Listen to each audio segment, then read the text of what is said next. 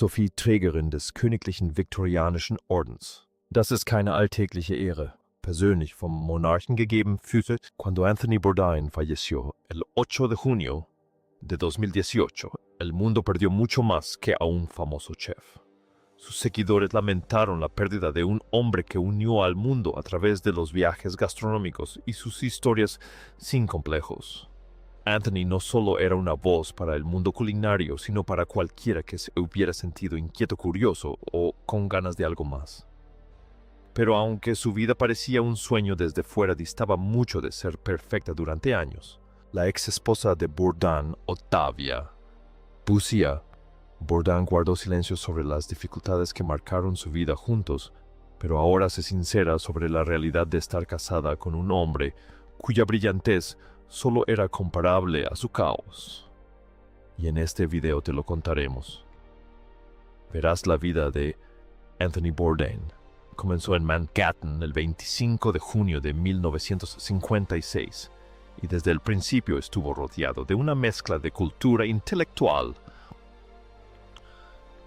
una pizca de caos. Su padre Pierre era católico francés.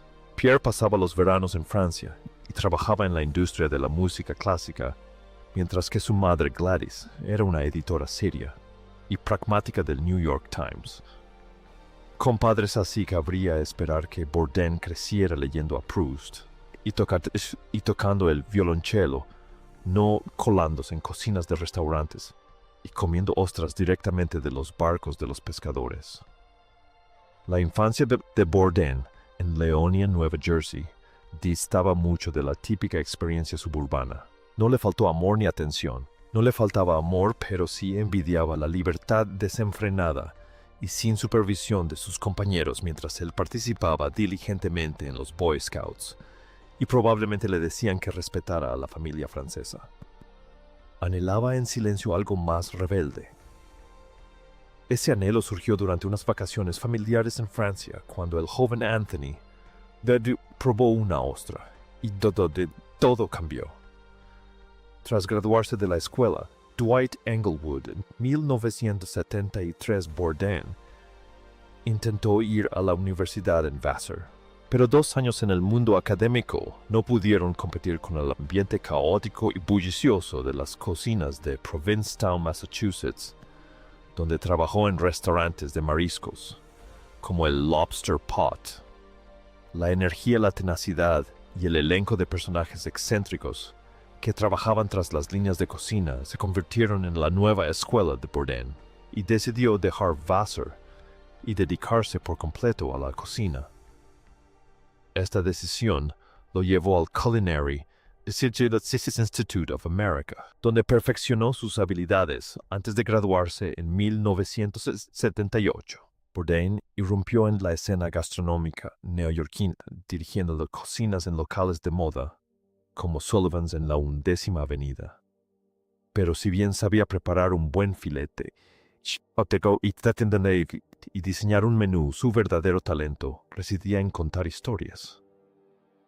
De hecho, a mediados de los años 80, mucho antes de convertirse en el icono gastronómico trotamundos que todos conocemos, Bourdain se abría camino en el Lower East Side de Manhattan, intentando abrirse camino en la escritura. Empezó a enviar artículos sin que se los pidieran a una revista literaria local llamada Between C and D. Uno de sus primeros relatos publicados trataba sobre un chef que buscaba heroína, una historia cruda y honesta que reflejaba el caos que a menudo veía en el mundo culinario. Pero no se detuvo ahí. En 1985 se inscribió en un taller de escritura dirigido por Gordon Lish, un editor legendario conocido por sus duras críticas. Esta experiencia le ayudó a perfeccionar su estilo personal, pero incluso con talento. Abrirse camino no fue fácil. En 1990, Bourdain logró firmar un pequeño contrato editorial con Random House. Esto sucedió después de impresionar a uno de sus editores. Su primera novela, Bone in the Throat, llegó a las librerías en 1995. Era una novela de misterio culinario con todo el ingenio y la agudeza que cabría esperar de Bourdain, pero el libro apenas tuvo repercusión en las ventas. Sin desanimarse, financió su propia gira de presentación, recorriendo las calles para promocionar su obra. Su segunda novela, Gone Bamboo, salió unos años después y fracasó estrepitosamente. Para muchos, ese podría haber sido el final, pero Bourdain no era como la mayoría. Si bien su talento como escritor no le reportó beneficios inmediatos, sentó las bases para lo que vendría después la televisión. Su exitosa autobiografía Kitchen Confidential revolucionó la industria de la restauración y lo catapultó a la fama. De repente, su singular mezcla de brutal honestidad, sarcasmo y profundo respeto por la comida y la cultura llamó la atención de Food Network. Le ofrecieron su primer programa A Cook's Tour, que se estrenó en 2002. El concepto era simple: viajar por el mundo, comer de todo y hablar de ello. El programa duró 2 temporadas, pero solo fue el comienzo. Para 2005, Bourdain ya había encontrado su estilo con Anthony Bourdain, donde No Reservations en Travel Channel. Este no era un programa de comida cualquiera. Claro que había mucha comida, pero lo que lo hacía especial era la forma en que Bourdain conectaba con la gente. No se trataba de restaurantes elegantes, sino de comida callejera, tradiciones locales y historias. Tenía un don para combinar el humor con una profunda reflexión, haciendo reír en un momento y meditar profundamente al siguiente. Y uno de los momentos más intensos del programa ocurrió en 2006, cuando Bourdain y su equipo filmaban en Beirut. Lo que comenzó como una filmación típica se convirtió en una experiencia angustiosa cuando estalló el conflicto entre Israel y Líbano.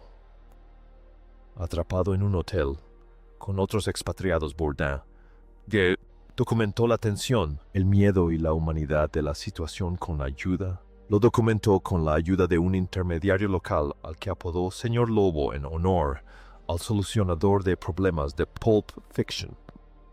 La tripulación fue finalmente evacuada por los Marines estadounidenses. Ese episodio no trataba solo de comida, sino de resiliencia y supervivencia, y de las formas inesperadas en que el conflicto puede unir a las personas. Obtuvo una nominación al Emmy y consolidó la reputación de Bourdain como narrador, capaz de abordar temas que iban mucho más allá de la comida. La voz de Bourdain era única. Como dijo una vez Nigella Lawson, tenía un estilo increíblemente bello, que podía pasar de lo poético a lo hilarantemente vulgar en un mismo instante. Pero mientras Bourdain disfrutaba públicamente de todo este éxito, su vida privada era una montaña rusa. El primer matrimonio de Anthony con Nancy Putkowski comenzó como un romance de instituto. Se conocieron en la escuela Dwight Englewood de Nueva Jersey, y Bourdain, cautivado por el espíritu rebelde de Nancy, la siguió hasta Vassar. Su relación se fortaleció y en 1985 se casaron. Nancy acompañó a Bourdain durante los difíciles inicios de su carrera culinaria, apoyándolo en su ascenso en el mundo de la cocina. Pero a medida que la carrera de Bourdain despegaba, especialmente tras el éxito de Kitchen Confidential, las cosas empezaron a cambiar. La fama, los viajes constantes y la atención mediática comenzaron a separarlos. Nancy prefería una vida más tranquila y privada. A ella no le entusiasmaba la creciente atención pública que conllevaba el éxito de Bourdain. Con el tiempo, las grietas en su relación comenzaron a hacerse evidentes y en 2005 se divorciaron. Aún así, Bourdain siempre habló muy bien de Nancy y del papel que desempeñó en su vida. Tras el fin de su matrimonio con Nancy Putkowski, la vida de Anthony dio un giro inesperado cuando conoció a Ottavia Busia, una empresaria italiana y artista marcial mixta. Ambos fueron presentados por Eric Ripert, amigo íntimo de Bourdain. Eric Ripert pensó que serían la pareja perfecta a pesar de la diferencia de edad de 22 años. La química entre Bourdain y Ottavia era innegable. En ese momento, Ottavia dirigía un restaurante neoyorquino llamado Geisha, y su interés compartido por el mundo de la restauración los unió rápidamente. La trayectoria de Ottavia hacia Estados Unidos y la industria de la restauración fue de todo menos típica. Originaria de un pequeño pueblo de Italia, había estado estudiando para ser dentista antes de cambiar de opinión. Este cambio de opinión la llevó a partir hacia Estados Unidos con tan solo $300 en el bolsillo. Allí empezó a trabajar en el competitivo mundo de la restauración neoyorquina, donde finalmente consiguió el puesto de gerente general de Geisha. Fue allí donde conoció a Bourdain y su conexión fue instantánea. Bourdain quedó fascinado por su historia y pronto se volvieron inseparables. Su relación avanzó rápidamente. En poco tiempo ya hablaban de tatuajes. Para 2007, Bourdain no solo había finalizado su divorcio, sino que también se había casado con Ottavia y se había convertido en padre. Su vínculo se fortaleció gracias a las conversaciones que compartían después de los largos turnos de Ottavia en el restaurante, donde hablaban durante horas sobre su día y las experiencias pasadas de Bourdain en el negocio. Si bien esto podría haber parecido trivial para otros, para ellos era una forma significativa de conectar. A medida que su relación se desarrollaba, la pareja se enfrentó a diversos desafíos. Se enfrentaron a los retos propios de sus exigentes carreras. Ottavia siguió trabajando hasta el último momento antes del parto, mientras que la creciente fama de Bourdain lo alejaba cada vez más de casa. La presión de sus apretadas agendas acabó convirtiéndose en un difícil equilibrio. Sin embargo, a pesar de todo, su conexión se mantuvo firme gracias a su amor compartido por la gastronomía y la naturaleza impredecible de sus vidas. Pero Bourdain amaba profundamente ser padre. Aunque Bourdain adoraba ser padre, las exigencias de su carrera le dificultaban conciliar la vida familiar. Los viajes para el programa Parts Unknown lo mantenían de gira casi 250 días al año, y la tensión de estar tanto tiempo fuera empezó a afectar su matrimonio. A pesar del amor que sentía por su hija y la alegría que le brindaba la paternidad, su relación con Ottavia no pudo soportar la presión. En 2016, tomaron la difícil decisión de separarse. Al igual que hizo tras su primer matrimonio, Anthony rehizo su vida casi de inmediato, incluso antes de que se finalizara su divorcio. Esta vez con Asia Argento. Cuando Bourdain conoció a Asia Argento, fue como un flechazo adolescente. Según su amigo Steve Bourdain, quedó tan prendado de ella que no pudo evitar expresar su admiración, comparando la sensación con la emoción de su primera relación seria.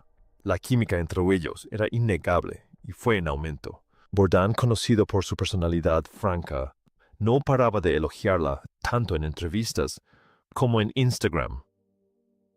A medida que su relación se profundizaba, quedó claro que Bourdain estaba completamente entregado. Fue un firme defensor de Argento, especialmente cuando se convirtió en una figura clave del movimiento Me Too. Admiraba su valentía al denunciar a Harvey Weinstein y le demostró una lealtad inquebrantable, apoyándola siempre. Su vínculo era más que romántico, se basaba en el respeto mutuo y en una comprensión compartida de sus respectivas carreras. Pero por intensa y apasionada que fuera su conexión, no estuvo exenta de dificultades. Tanto Bourdain como Argento tenían carreras exigentes que implicaban muchos viajes y los mantenían separados durante largos periodos. Decidieron mantener una relación abierta, dándose la libertad de seguir sus caminos individuales, sin dejar de lado su vínculo. Aunque este arreglo funcionó durante un tiempo, la distancia y la separación acabaron generando tensión. Las presiones de sus ajetreadas vidas, sumadas a sus intensas personalidades, provocaron complicaciones difíciles de manejar. Aún así, Bourdain parecía más feliz que nunca con Argento en su vida. Hablaba de lo mucho más feliz que se sentía a su lado, experimentando una alegría y una plenitud que no había sentido en mucho tiempo. Se mostraba muy abierto con ella, aunque no tenía intención de volver a casarse. Estaba abierto a vivir juntos, encontrando consuelo en la sencillez de su relación. El trabajo siempre fue una prioridad para Bourdain, y agradecía que Argento lo comprendiera y respetara. Intentaron que funcionara con lo que llamaban una relación libre, donde ambos tenían espacio para cultivar sus pasiones, pero permanecían conectados emocionalmente. Si bien este arreglo funcionó al principio, la distancia acabó pasando factura. La distancia y las agendas apretadas acabaron pasando factura y empezaron a aparecer grietas en su relación. Lo que nadie previó fue que esto desembocaría en la trágica muerte de Anthony. En los días previos a su fallecimiento, Bourdain parecía abrumado por una mezcla de agotamiento, soledad y una profunda insatisfacción con su vida. La fama que antes había disfrutado había empezado a sentirse como una jaula. Odiaba la atención, odiaba las constantes expectativas y cómo parecían alejarlo de lo que antes le importaba. Era como si cuanto más éxito tenía, menos conectado se sentía con la realidad, y esa distancia no hacía más que crecer. Su relación con Asia Argento también se estaba desmoronando y la tensión entre ellos era palpable. La intensidad y la pasión que una vez compartieron se habían marchitado. Le habían dolido los rumores de su infidelidad. No podía librarse de la sensación de traición, sobre todo al enterarse de que la aventura había ocurrido en un hotel con un significado especial para ellos. El peso emocional de todo aquello era insoportable. A pesar de sus intentos por contactar con Argento y preguntarle si podía hacer algo para arreglar las cosas, la respuesta fue fría y desdeñosa. Su relación, que antes había estado llena de promesas, se había desmoronado en un agotador tira y afloja que profundizaba su aislamiento. Con el paso de las horas, Bourdain parecía replegarse cada vez más en sí mismo. El desgaste emocional de sus luchas personales, sumado a las presiones de su carrera, tuvo consecuencias devastadoras. Se vio sumido en sentimientos de vacío y abandono, y a pesar de sus intentos por encontrar una salida, no pudo escapar de la abrumadora tristeza que ensombreció sus últimos días. El 8 de junio de 2018, el mundo se conmocionó con la repentina e impactante muerte de Anthony Bourdain. Mientras filmaba un episodio de Parts Unknown en Kaysersberg-Vignoble, Francia, Bourdain fue encontrado muerto en su habitación del Hotel Le Chambard por su amigo íntimo, el chef Eric Rippert. Bourdain no había cenado la noche anterior, ni desayunado al día siguiente, lo que llevó a Rippert a ir a verlo. Trágicamente descubrió que Bourdain se había quitado la vida. La noticia de su muerte se extendió rápidamente, dejando atónitos a quienes lo conocían y admiraban su trabajo. Bourdain, conocido por su espíritu aventurero, su agudo ingenio y su capacidad para conectar con personas de diferentes culturas, parecía invencible para muchos. Su fallecimiento fue un recordatorio desgarrador de que incluso aquellos que parecen tenerlo todo y brindar alegría a millones, pueden luchar contra sus demonios internos. Si bien la muerte de Bourdain fue un golpe devastador para muchos de sus admiradores, lo que sucedió después fue igualmente sorprendente. Su exesposa, Ottavia Bussia, compartió algunas reflexiones al respecto. Ottavia Bussia compartió detalles sobre su relación tras su fallecimiento, ofreciendo una visión de las complejidades de la vida de Bourdain que no se conocían públicamente. Tras la desgarradora muerte de Bourdain, su exesposa Ottavia compartió sus reflexiones sobre el difícil periodo posterior a su separación en 2016 en el documental Roadrunner. Describió el cambio gradual que notó en el comportamiento de Bourdain después de que sus caminos se separaron.